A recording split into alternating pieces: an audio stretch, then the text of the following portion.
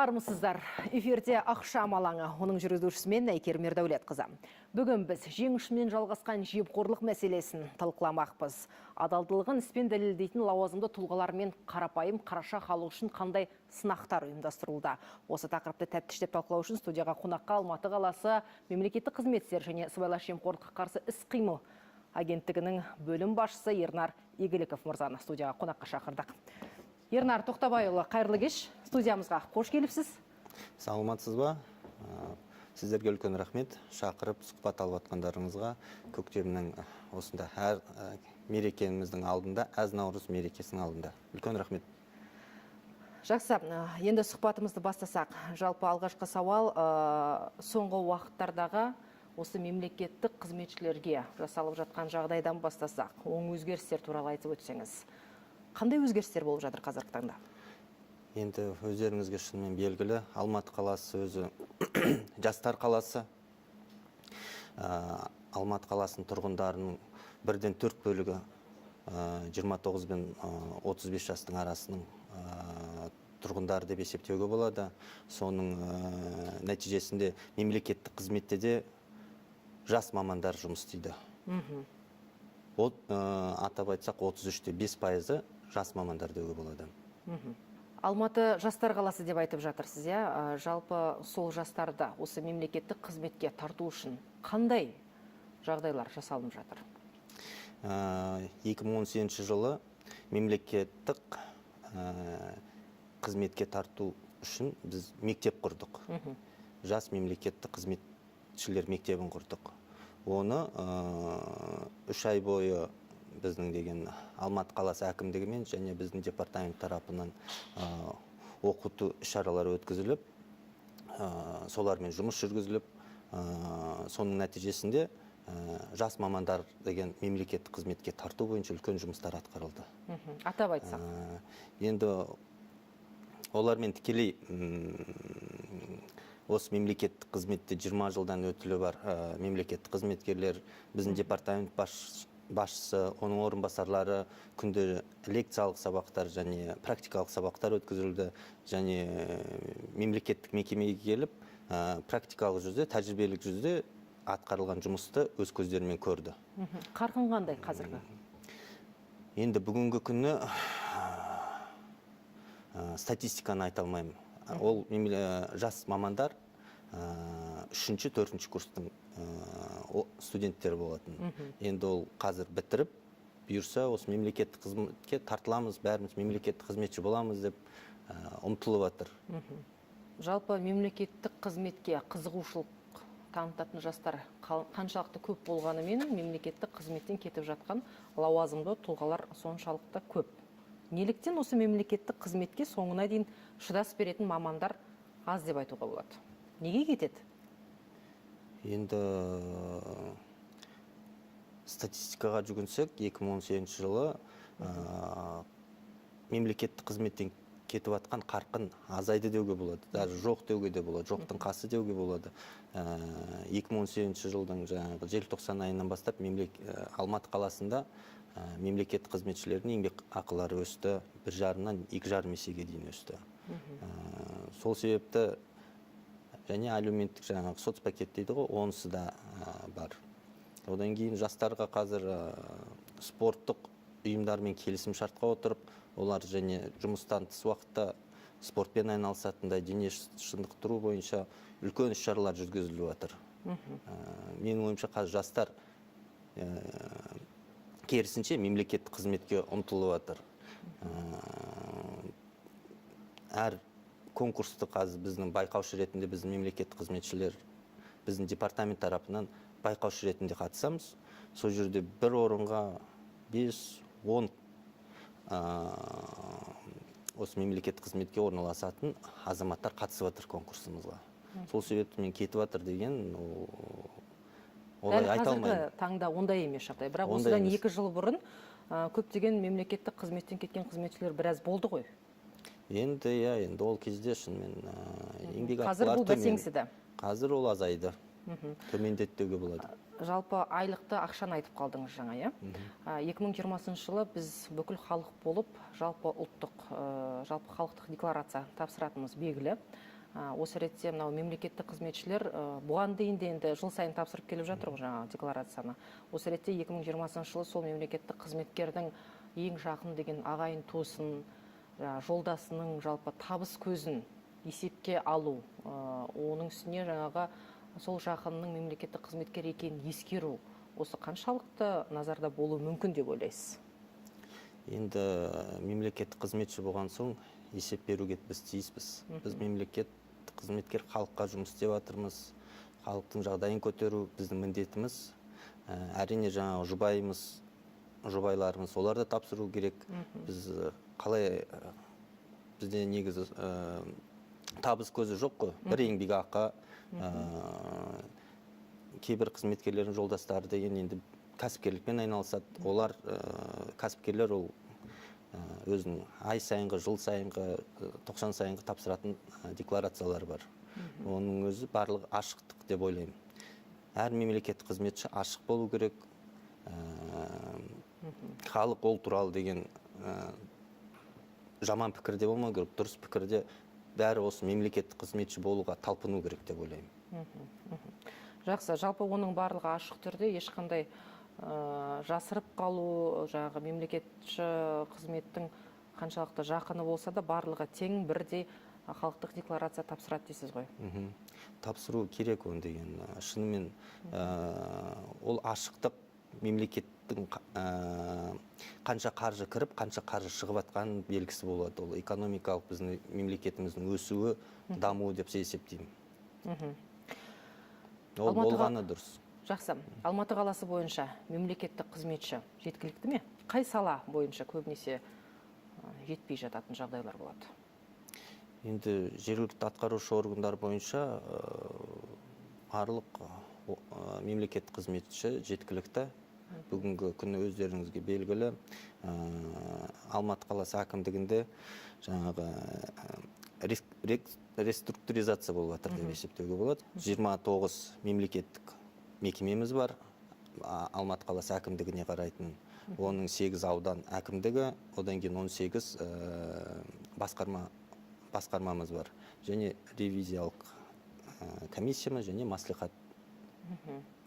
Ернар мырза, айтыңызшы, жалпы мынау лауазымды тұлғаның және қарапайым қараша халықтың шын мәнінде жең ұшымен жалғасқан жемқорлықтың ізімен кетпей, жаңағы адалдық акциясын ұйымдастырып жатырсыздар ғой енді.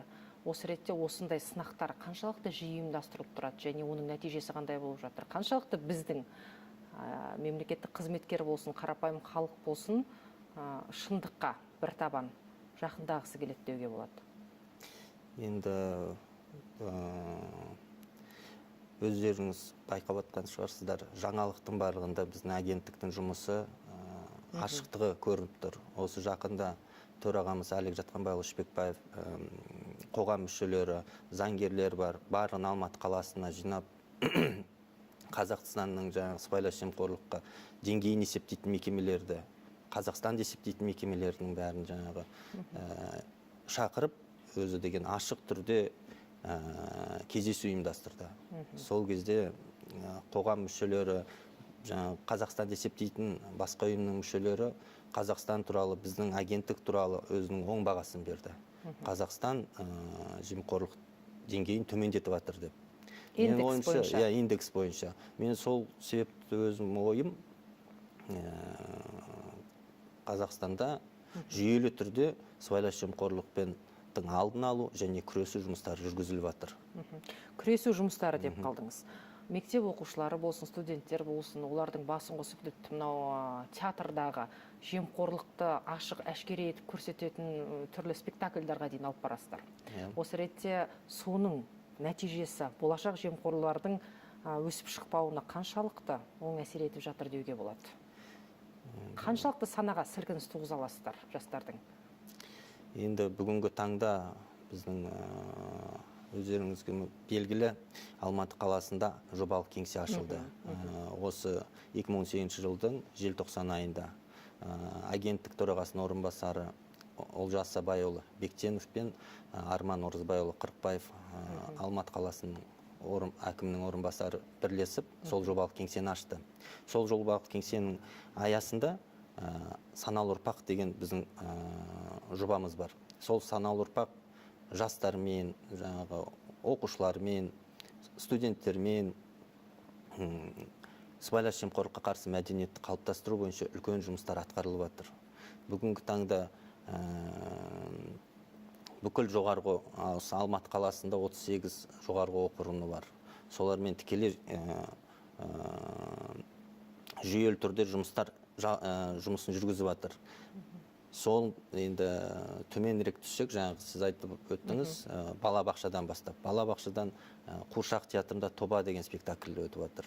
Ол Тоба спектаклі сол өтірік айтпау, таза жүру, шындықты ғана дәріптеу бойынша мазмұны соған келіп тұрды, сол спектакльдің бағдарламасы. Біз соған деген жас өспірім енді деген балабақшада жүрген балаларымызды сол жастан бастап үйретуге тырысып жатырмыз.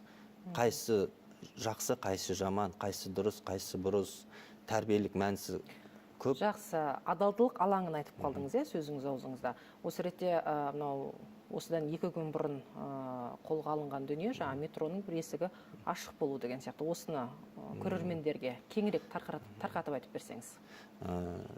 Алматы адалдық алаңы жобасының аясында біздің деген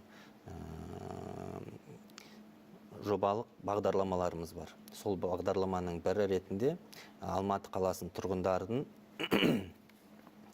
жаңағы тәрбиелігін, өтірік айтпауы, ар ұятына, сана сезіміне, танымына анықтау деп те айтпаймын.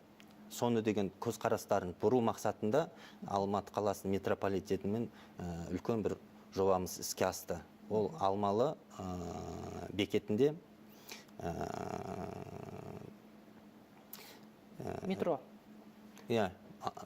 Сол Алматы метросында Алмалы бекетінде турникет аштық. Бұрын деген жабық тұратын, соны ашып едік, сол жерде жүрген азаматтардың өздері таңғалғандарын білдірді. Бұл не себепті ашық, біз мұнан төлемей өтіп кетсек не болады деп, халықтың сұранысы көбейді. 2 күннің ішінде қандай енді нәтиже беріп жатыр? 2 күннің ішінде кеше барып көрдік, бірде бір адам ақша төлемей өтпепті. Ол жерде жаңа тетікке деген карточкаңызды, виза карт, мастер карточкаңызды тигізесіз де, сол жақта жасыл жанады, сіз төленді деп, 80 теңгеңіз өтті деп өкіметке. Арғара өте бересіз. Кейбір азаматтар бар, көрсетіп тигізгендей болып өтіп кетуі де мүмкін. Бірақ онда азаматтар бүгінгі күнге дейін жоқ. Бірақ бақыланады ма? Статистика бойынша. Бұл мәселе бақыланады ма соңына дейін? Бұл жоба бір айға жобалап отырмыз. Одан кейін бұл жоба өзінің деген нәтижесін қалай дұрыс берді ма, қанша халық ақша төлемей өтіп кетті, қанша халық төлеп өтті. Біздің байқауымыз бойынша 2 сағаттай тұрдық. 2 сағаттың ішінде көп адам ашық есікке өтіп жатыр. Ана жетон тапсырмай ашық есіктен өтіп жатыр. Өзі деген бір жағынан қызық, ондай Қазақстан бойынша жоқ дүниені осы Алматы қаласында тәжірибе ретінде аштық. Оған метро кәсіпорны осыдан дұрыс болса барлық бекеттерге ашсақ па деген өздерінің ұсыныстарын білдіріп жатыр. Жақсы, енді сіздер былайша айтқанда қарапайым халықты сынап жатырсыздар ғой қазіргі таңда. Бірақ осы мемлекеттік қызметшілердің өзінің жүріп тұрысы 24 сағат бойы қадағалауда болынады, 24 сағат бойы қадағаланады дегені қаншалықты рас? Қаншалықты оның бейәдептігі басшылықтың назарынан тыс қалмайды? Әрине, мемлекеттік қызметші болған соң күні түні сен мемлекетке, халыққа қызмет етесің. Бейәдеп теріс қылықтар жасамауың керек. Мемлекеттік қызметші болмасаң да сен ондай теріс қылық жасамауың керек. Бірақ енді мемлекеттік қызметші бейәдептік жасаса, ол елдің көзіне тез түседі. Оның үстіне оның жазасы да қатаң деген сияқты ғой енді. Осы ретте қаншалықты осылай қарапайым халықтың адалдығын сынап жатқан мемлекеттік қызметшілердің өздерінің жүріп тұрысы қадағаланады деп сұрағым келіп тұр ғой. Әрине қадағаланады, ол деген біздің департамент тарапынан әр мекеменің өзінің деген қадағалайтын бөлімдері бар. Олар деген мемлекеттік қызметші болғаннан кейін ол әлеуметтік желіде де өзін дұрыс ұстау керек, жұмыста да телефонмен сөйлесіп жатқан кезде барлық жерде мемлекеттік қызметші екен. Мемлекеттік қызметші ең әдепті азамат болу керек, және азаматша болу керек. Оның бейәдеп жаңағы теріс қылықтарын көрсетпеу керек. Оның теріс қылығы ол мемлекеттің жаңағы абыройына нұқсан келеді. Этиканы айтып қалдық, айтыңызшы, осы соңғы жылдары қаншалықты осы этиканы бұзған үшін сөгіс алған мемлекеттік қызметшілер бар бізде? Енді Алматы қаласы бойынша жыл жаңадан басталып жатыр, 2019 жыл. Қазіргі күні Былтырлары қалай болды жағдай? Статистика мен қолым айта алмаймын да, статистиканы. Былтыры мысалы әдеп нормаларын бұзу бойынша біздің әдеп кеңесіміз бар. Әдеп кеңесінің жұмысы сондай әдеп нормаларын бұзбау үшін және оның алдын алу үшін үлкен іс-шаралар жүргізді. Ол жаңа мемлекеттік мекемелерге барып, түсіндіру жұмыстары бар, дөңгелек үстеліміз бар, және тікелей қызметшілермен сөйлесу және проблемалық мәселелерін шешу бойынша және осындай әдеп нормаларын бұзбау бойынша іс-шаралар жүргізіліп жатыр.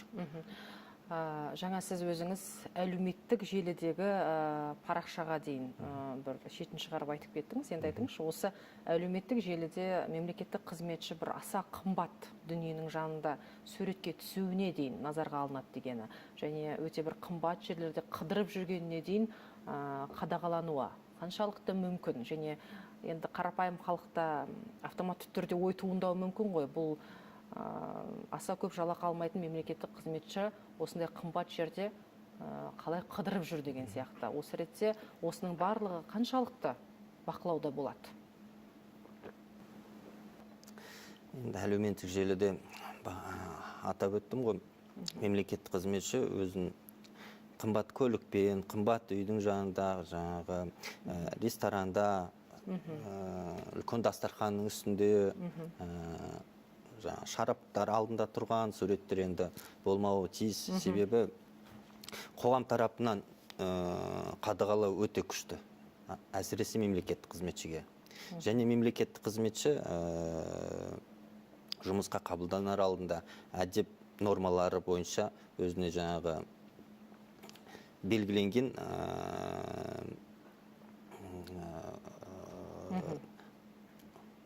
нормадан ауытқымау үшін обязательство дейді, ограничение дейді. Соның бәріне қол қояды. Ол жұмысқа кірердің алдында. Сол себепті сол нормаларды бұзса, ол жауапкершілікке тартылады. Ант қабылдағанмен бірдей дейсіз ғой, былайша айтқанда, иә? Әрине. Жақсы адам бара білет, жаман адам пара береді дейді. Осы ретте соңғы уақытта осы Алматы қаласы бойынша пара беріп ұсталған сала мамандарының қаншалықты көрсеткіші қандай болып тұр? Осыған тоқталсаңыз. Және оның алдын алу жолдарында қаншасын тыя алдыңыздар деуге болады? Енді пара беру, ол статистика бойынша біздің ұлттық бюро мамандарының есептері бар. Жақсы, сол пара бергенге дейін және пара алғанға дейінгі әрекет, яғни сол пара беруге итермелейтін фактілерді қаншалықты анықтадыңыздар былтыр? Енді біз департамент тарапынан былтыр 12 сыбайлас жемқорлықтың алдын алу талдауын жүргіздік мекемелерде. Сол жерде 170-тен 180 сыбайлас жемқорлық риск дейді ғой. Рисктерді анықтадық. Көбінесе қай сала? Ол әртүрлі. Бәрі бірдей деген, мынау салада көп, мынау салада аз деп айту мүмкін емес. Оны бөліп жаруға келмейді. Сол себепті әр талдау жүргізілген мекеме өзіне жаңағы жүктелген сыбайлас жемқорлық тәуекелдер анықталған ұсынысымызды қабыл алып, өзінің мерзімі бойынша жойды деуге болады. Ернар мырза, біздің студиямызға келіп, салмақта сұхбат бергеніңіз үшін алғыс білдіреміз. Рахмет сіздерге. Жалпы мынау жеңушімен жалғасқан жемқорлықтың алдын ала беріңіздер дер кезінде дегіміз келеді. Студияда қонақта болған Алматы қаласы сыбайлас жемқорлыққа қарсы күрес іс-қимыл агенттігінің бөлім басшысы Ернар Игіліков болатын. Ақшам алаңында амандықта қауышқанша.